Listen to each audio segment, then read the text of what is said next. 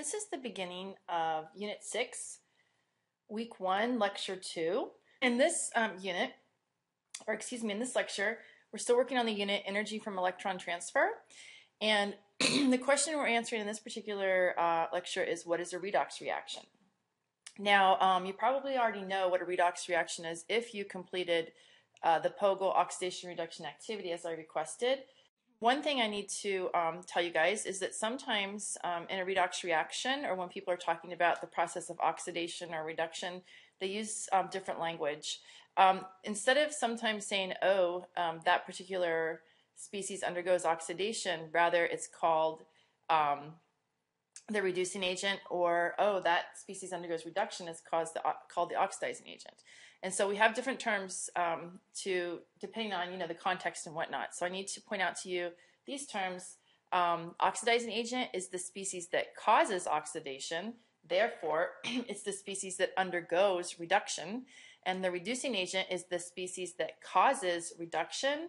Therefore, if it's causing something else to be reduced, it must be providing the electrons, so it is the species that's undergoing oxidation.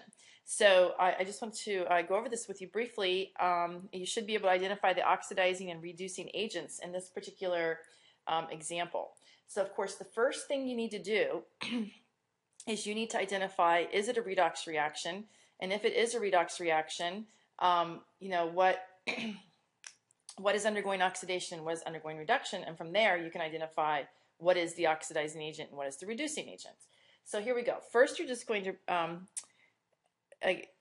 label all of the oxidation numbers across the reaction. Of course, hydrogen is always +1, so I can just go through and take care of that all the way across, +1. Oxygen is always -2, so I can go ahead and put that in -2. -2 for each oxygen atom in that compound.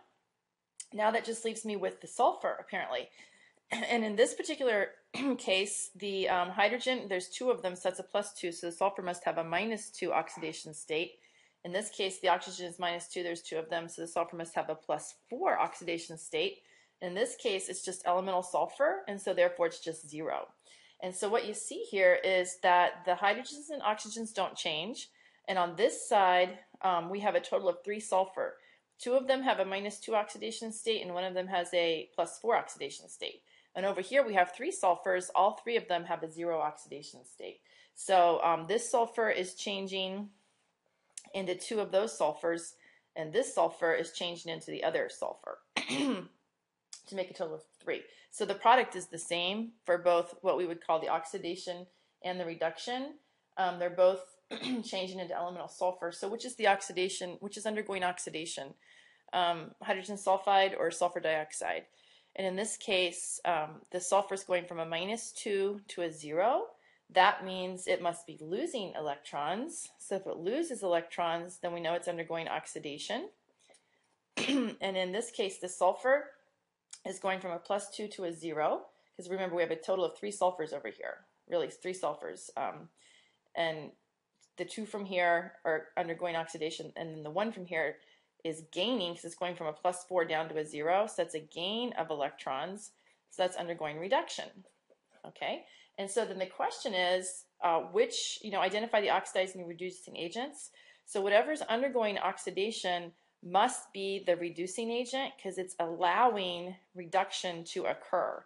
Okay, it's the agent of change, so it's providing electrons such that reduction can occur, so it's the reducing agent.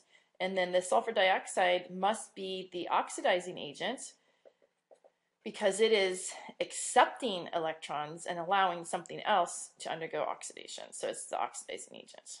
All right, so that's just a little FYI.